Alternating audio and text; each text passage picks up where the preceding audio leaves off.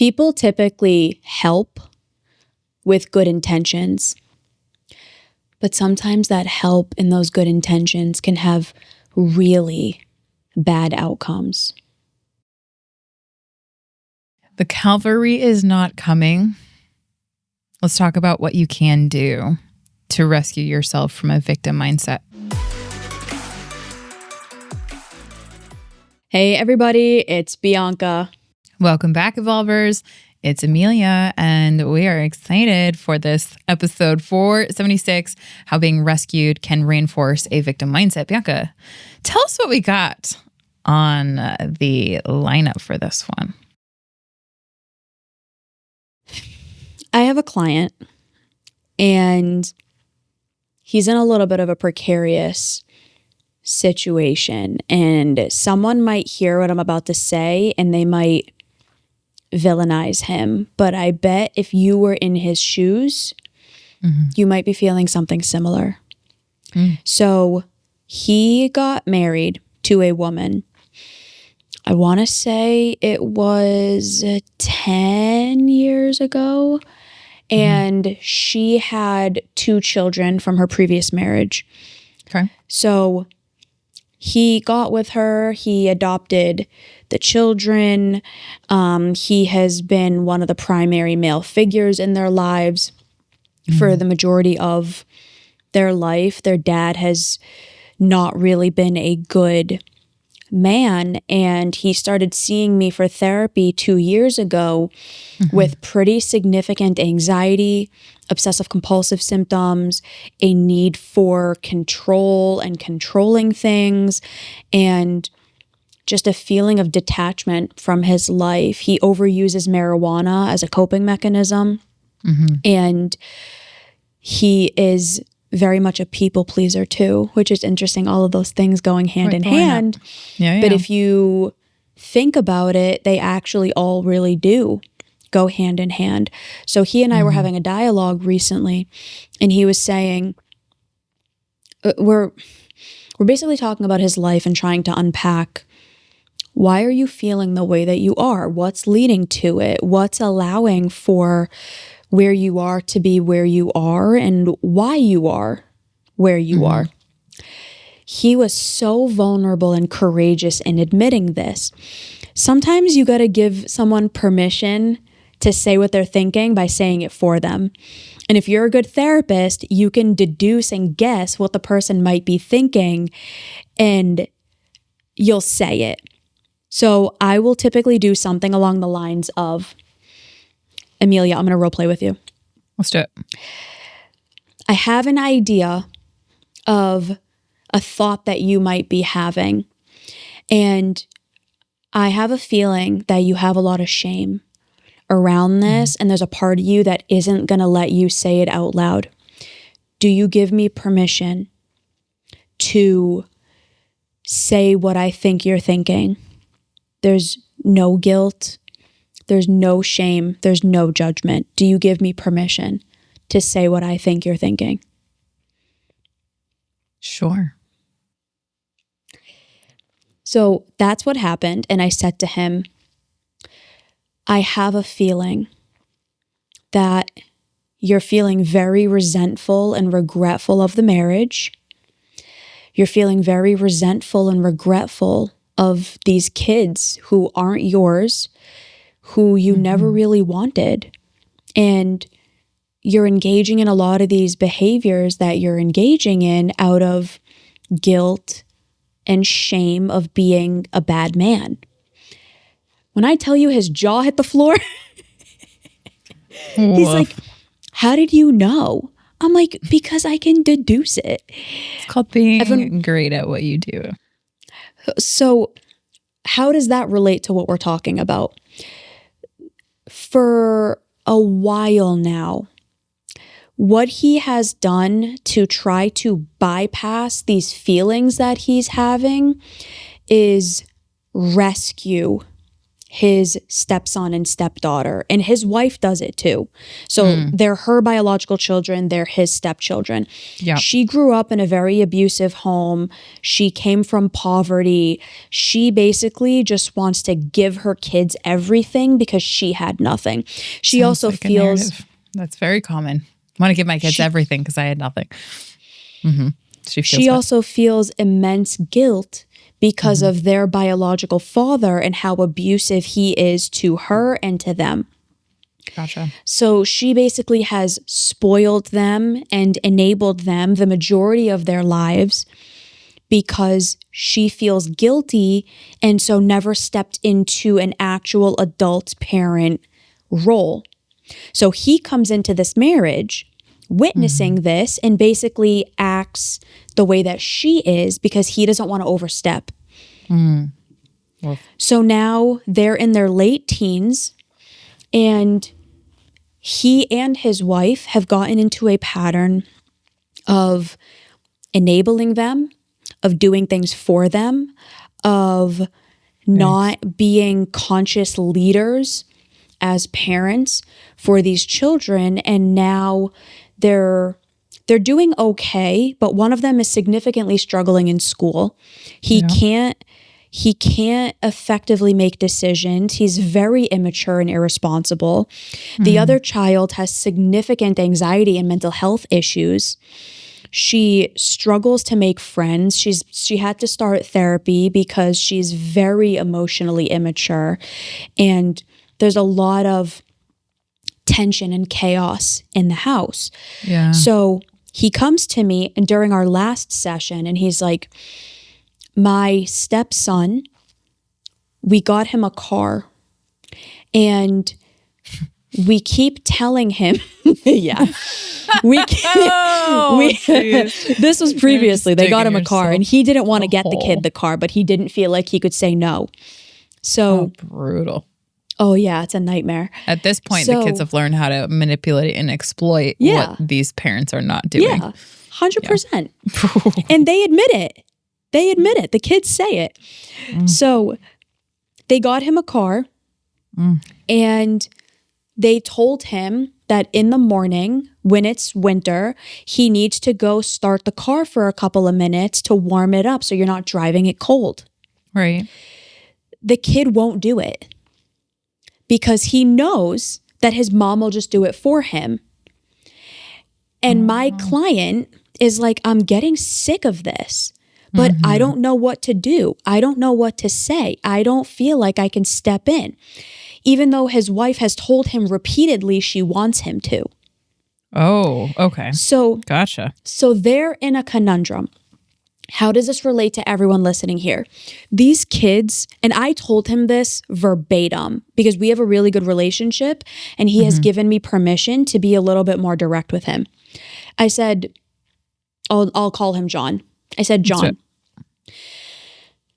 you and I both know this. I'm going to give you permission to say the thing that we're both thinking, okay?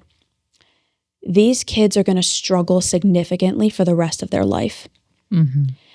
They're going to have a rude awakening someday when the real world hits them and mom and dad are not there to fix all of their problems, to do things for them, to bail them out of situations. They're going to get fired from jobs. They are going to flunk out of college.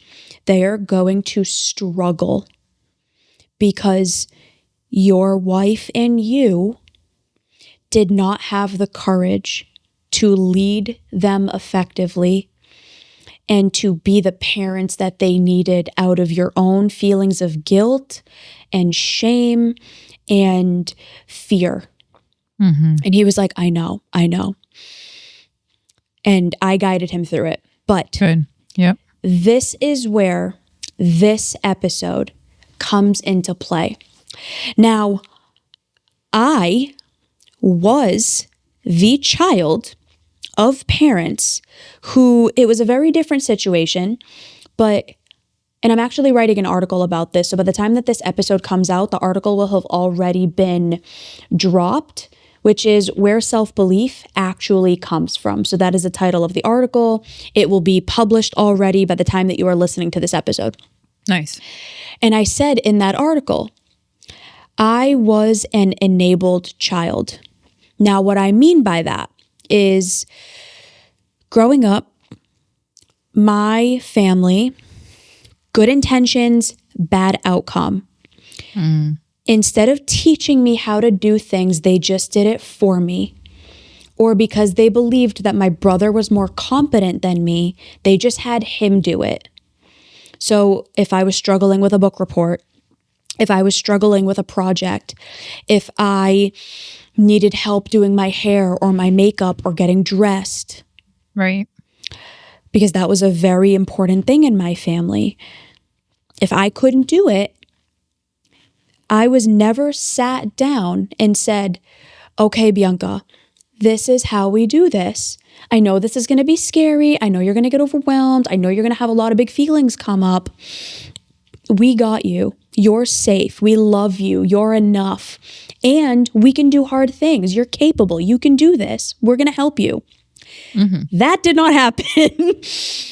What did happen was they just took the thing from me, yelled at me about why I couldn't do it, and then gave the task to my brother. So he did it, or they just did it. Which from a family systems dynamic, we're not going to get into it. Maybe we can do another episode on that about sibling rivalry. I hated my brother for a long time. Yeah. Because everyone thought he was capable. They thought I was an idiot. I became a victim. I can't do anything. I don't know how to do anything. I needed to be rescued because I developed a core belief that I'm not capable of things. I'm not enough. And that I need to outsource everything that I do, anything that I want, to other people because they know better than me. Because I was always wrong about everything. Nothing I ever did was right. Everything was incorrect based on the desires of those around me. Whether it was true or not, that's a different story. But that was the story as told back then. Right. As the child who went through that, and now as the adult woman who has had to navigate that, I'm going to set the record straight right here and right now.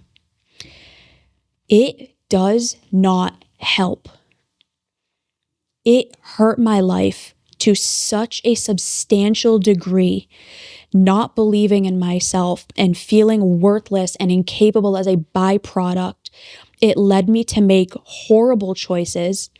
It led me to allow horrible people into my life.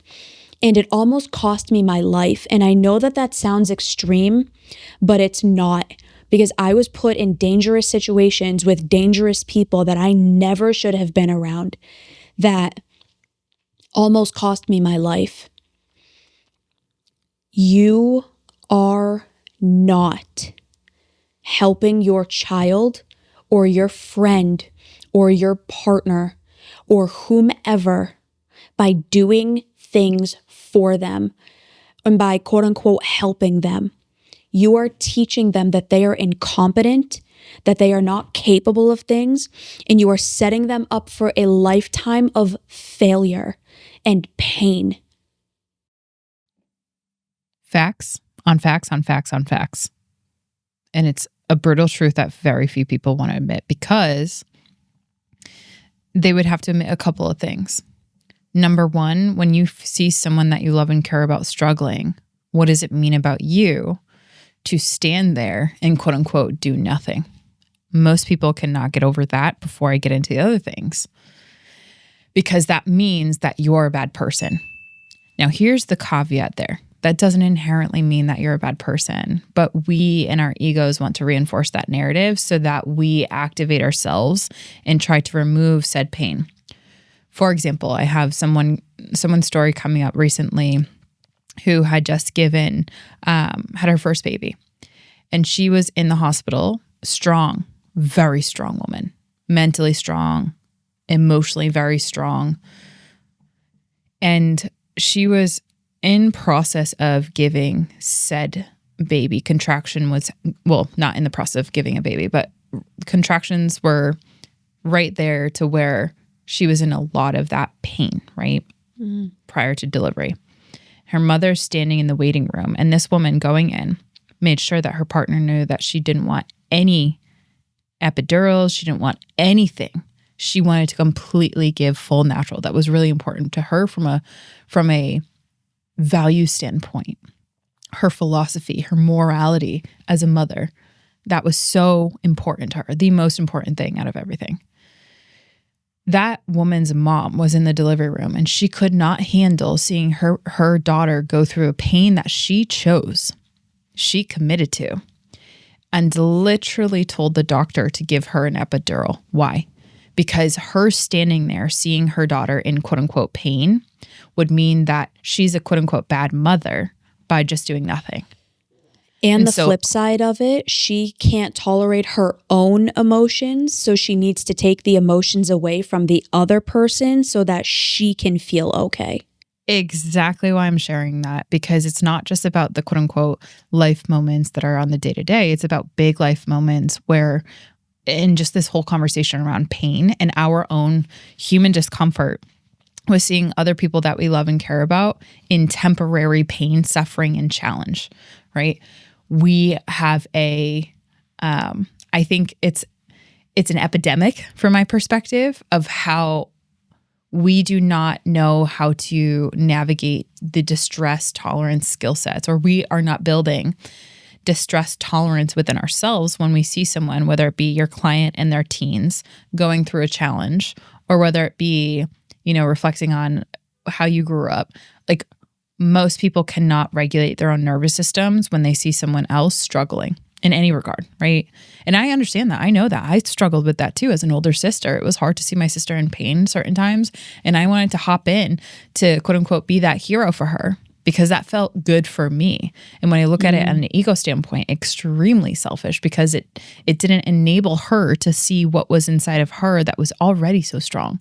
And so what can we do? How can we not reinforce that victim mindset? How can we as human beings be more resilient in our own nervous system such that when we are presented with those opportunities to remind the people that we love and care about, whether it be these stepkids or whether it be future children or whether it be your nieces and your nephews, your brothers, your sisters, people who you care about that are going through struggle. Or yourself, right? How do we reinforce a different narrative? Not a victim mindset, but rather you are capable, one that is grounded in self-belief, one that is, you are capable of getting through hard things, like we mentioned in an IG Live recently. How can we navigate that even when sometimes we don't fully believe it? And that's where I think, Bianca, as someone who is and has been an enabled child, and someone who has now kind of been on multiple ends, I know very much that I can comment on my standpoint, but I think it's also important to hear from you. When you and I first met, must have been brutal for you.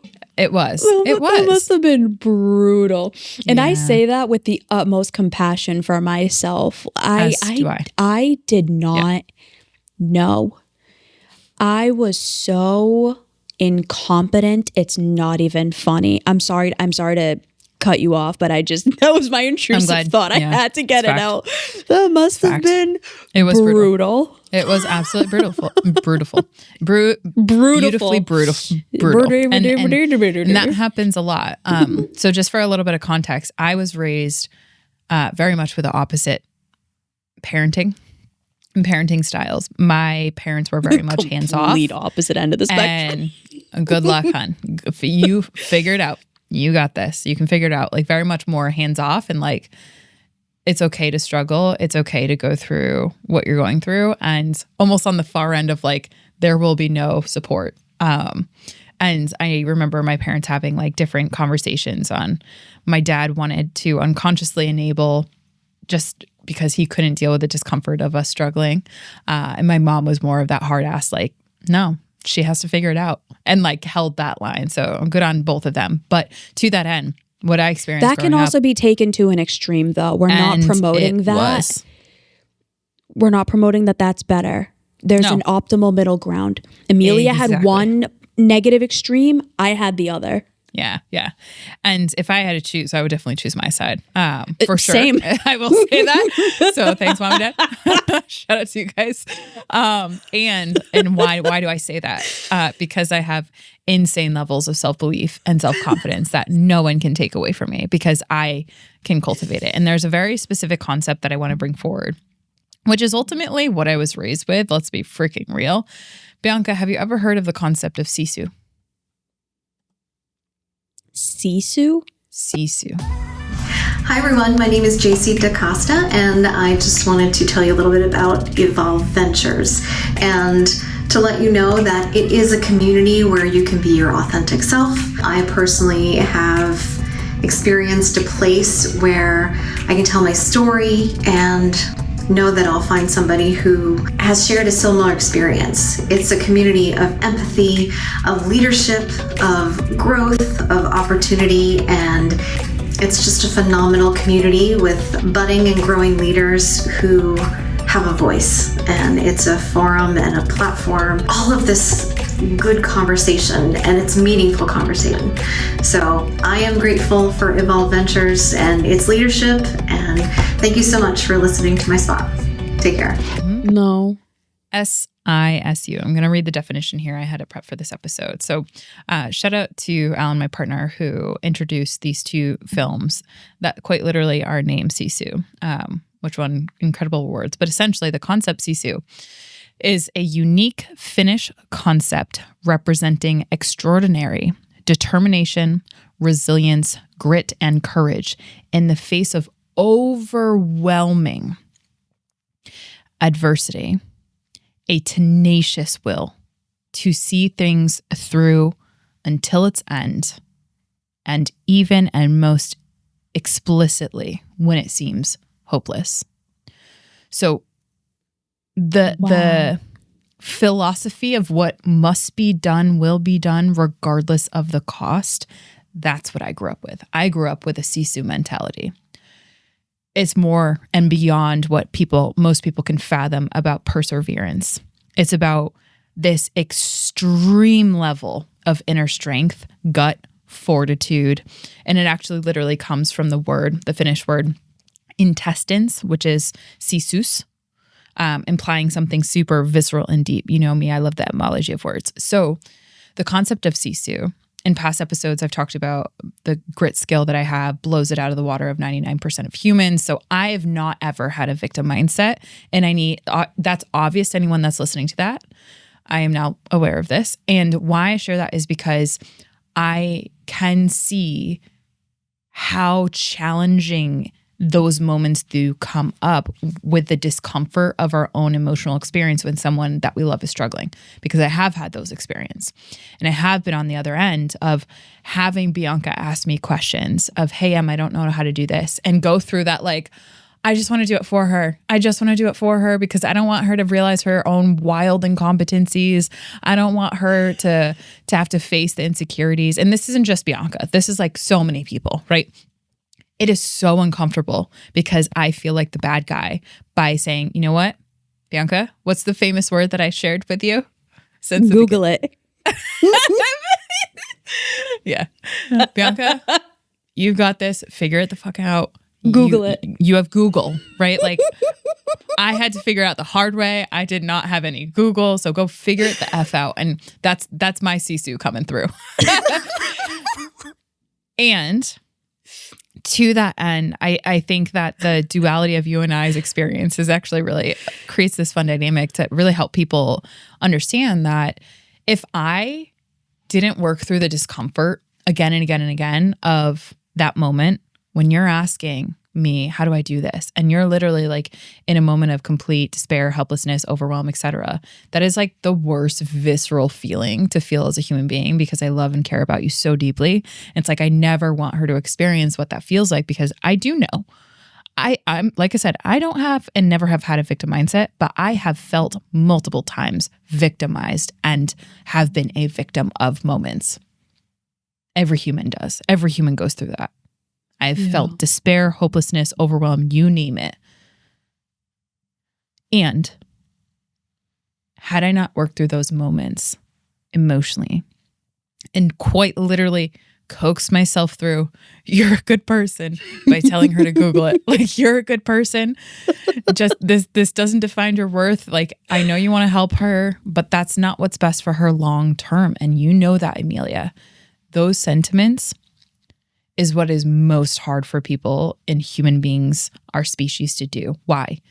Because number one, I'm realizing rationally we don't actually fully know how good it is for that person long term. We intellectually know. Enabling in the moment has long-term consequences, but we're not calculating how big those are, how wide and expansive and how deep they are. We just are comparing like, yeah, we kind of know that to your clients. We know that in the future, these kids aren't going to be well off. And yet my emotional experience is more important than it is even considering what I'm doing now. And a lot of parents fall into this trap. I've had a lot of conversation with parents, candidly, that it is so difficult, especially with your kids and kids in general, especially if you come from a background of, I had it wicked hard, so I want to give my kids everything that I didn't have. Yeah. But there is a extremely dark side to that, extremely big dark side to where people are getting minimal development in things that are so important. And yeah, there's a lot that I can go into this, but where do you want to take this, B? It's a short-term relief for a long-term. No, it's not even a win. It's a short-term relief. Yeah. For a long-term consequence. You are sabotaging this person's ability to be a human. And I know that's drastic, and it's true coming from a person who went through it. Like, this is going to sound drastic. Amelia basically had to reparent me. Literally. Yeah, certain times for sure. Yeah. Amelia basically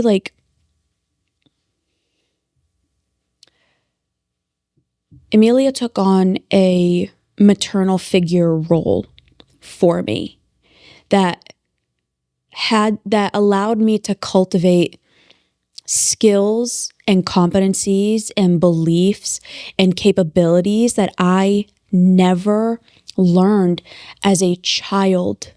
Yeah. So as a woman in my mid to late 20s, it was honestly tragic how incapable I was of doing things and figuring things out and regulating my own nervous system. And thankfully, I've worked through a lot of that, and I'm in a way better place. And Amelia's core is Sisu. So when she's struggling, when she's stressed out, that is the place that she goes to.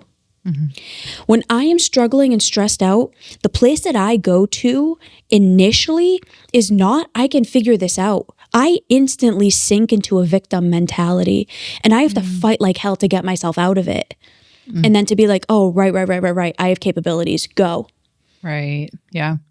It is so...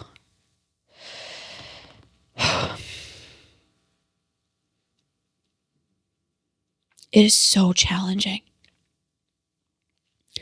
It feels unbearable at times when things happen and it feels like the initial thought that comes up is, I can't do this. I can't do this. Not for me. Not me. Them. It's unbearable. And if we can help it, learn to tolerate your own discomfort and give that child or that person not things you never had. Give them skills you never had. Skills.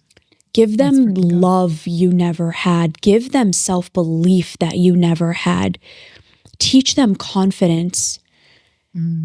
Teach them self-empowerment. Teach them self-trust. Teach them consent. Teach them autonomy. Don't give them a frickin' tablet. Give them skills. You and them will be so much better off And you know what, Bianca? People will hear this and be like, yeah, that sounds awesome. But I know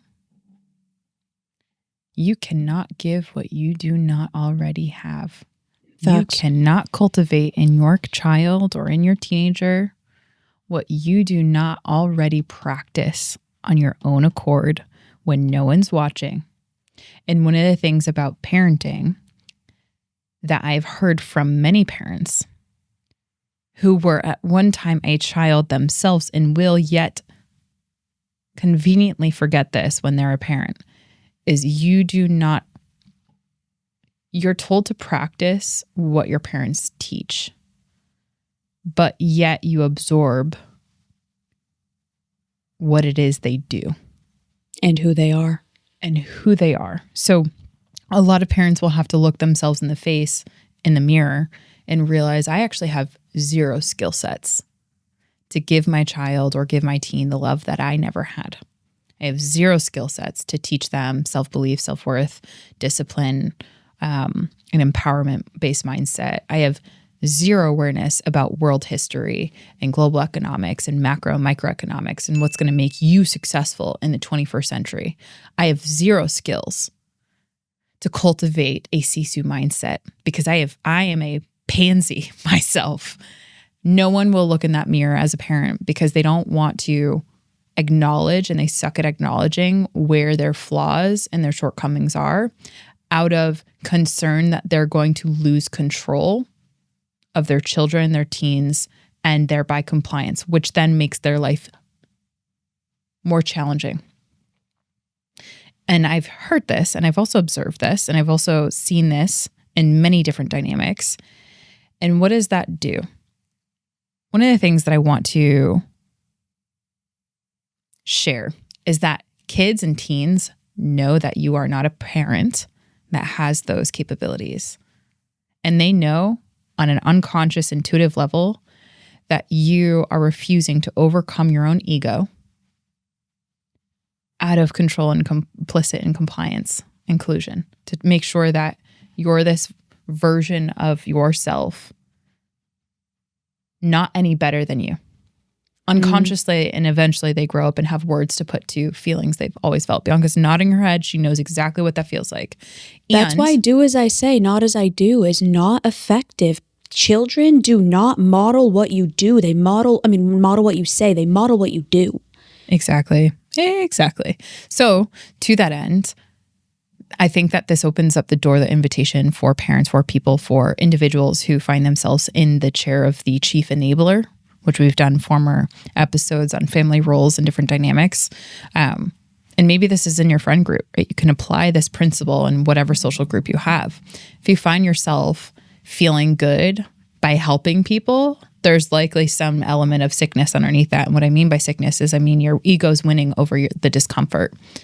You're just problem solving for people to feed your own ego instead of actually helping yourself work through other skill sets of distress tolerance, and ultimately robbing people that you say you love, robbing them of the opportunity to actually build skills in the real world, which is where everyone lives.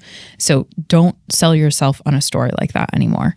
And to that end, I think that this is where we now turn towards, well, what happens if I am that parent, if I am that person who I don't have the skills to give my kids the love, the belief, the skill sets, the this, the that, the blah, blah, blah, blah. Insert all the things that you never develop skills.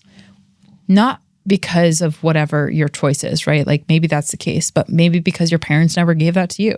Maybe you never went to school on that, whatever. Do you have the courage?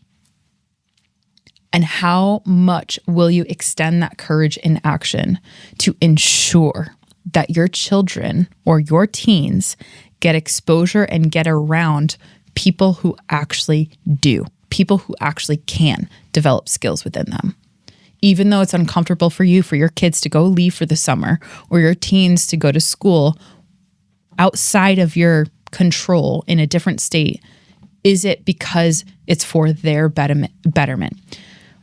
Is it more important to you for your kids to get around other kids who are excelling and to have an extraordinary coach in their athletic endeavors, or to have an academic tutor to teach them those skills, or to have a life coach, or to have a therapist? Is it more important for them to actually cultivate those skills? And can you do that? Or is it simply that you can't figure out a way and you're going to keep them small? Like, ultimately, find someone, find people, find communities who can develop the skills within your children, within your teens, that you just can't. And admitting that you can't and you have failed, that is actually the most empowering thing you can do. Why? Because it actually relieves, it like lets them go fly, lets someone who has committed their life to helping empower other people and kids and developing those skills. And then at the end of the day, as a parent, right, per your client, you get that tension relieved so you can focus on your own discomfort. You can focus on the stuff that you never got to build or develop. Like I'm thinking about that client of yours, Bianca, which is the narrative of he's gotten permission from his wife or from his partner to start to discipline these kids and step up, but he's not. Okay, now he has more energy and resources to develop as to why. What is it within him that's holding him back from actually stepping into that role that he's been asked time and time again to? Because that's his own demons. That has nothing to do with the kids. That has nothing to do with the wife. That has nothing to do with his current circumstances. Has 100%. Everything to do with the mirror that he was unwilling to look into. So, 100%. Big topics, big conversations, real powerful. I wish I had these episodes growing up. I really do. I was always searching for it. Yeah. I was always searching for someone to model, like someone to teach me, someone to help me, someone to guide me. And again, because I didn't have appropriate skills, a lot of the time it was the wrong people. Yeah. And your kids are going to go looking. Yeah, if you cannot do it, they're going to go looking. And that person won't have the best intentions. More often than not, no. I wish I had this. It would have... I really think it would have radically changed my life. What do you think we need to say in this episode? That in honoring what you just said, let's say the younger version of Bianca is listening to this episode. Or let's say the younger version of your client is listening to this episode at 6 years old, 12 years old, 19 years old. What do they need to hear from us that would help them begin that process of radically changing the trajectory of their life? Everything your gut is telling you about your family is true, and you've gotten really good at gaslighting yourself into believing that it's not, because it kept you safe. You are right to need help. You are right to try to look for guides and for mentors and for honest help, but not because you're broken, not because you're bad, and not because you need someone to do it for you, but to be able to teach you and show you how truly capable you really are, because you are more than you even know. And you're not going to feel it, and you're going to doubt it so much. And everything inside of you is going to tell you that you're a bad person and that you're making this up to get attention. And it's not true. And when you finally get the right people in your life who can help you learn, not help you to do it for you, you're finally going to see it. What I would say too, because in hindsight, a lot of my friends had a very similar experience as yours, Bianca. And I didn't know this back then, and from this adult perspective, I now know it. They looked at me as that kind of maternal and kind of paternal figure to help them feel empowered and instill belief within them. And so if I could go back to all of them and when they were younger and say, including like younger you and younger of this client, and instill to them what they never had instilled within them, I would say something along the lines of, you're far more capable than what your parents are telling you you're capable of, or your capabilities stop at. They are drawing the line in what you're capable of well before it should have been drawn. Every single time they swoop in to save you, that's not a reflection of you, it's a reflection of them and what they lack. It was never your fault that they couldn't navigate their emotions and projected it onto you, that it was your fault for where you are. And ultimately, you have the ability to ask for help from a safe person that can mentor you to develop those skills. Never forget how powerful your voice is, because over time, somewhere deep inside you, this voice has been developing that you're bad, you're wrong, or something's defective within you. And as a result, you shouldn't ask for help. You shouldn't speak up. And that voice is so extremely powerful to find the right people who actually do care about the long-term version of you. And make sure that you use your voice with those people and never self-silence, because they actually care about your long-term potential.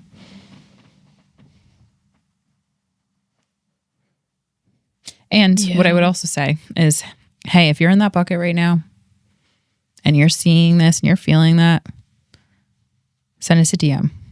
We can sync you up with someone. If it's not us, we can sync you up with someone that's a positive influence on you, that can help replace a victim mindset or the victim mindset that you have that's been plaguing you with a more empowering mindset.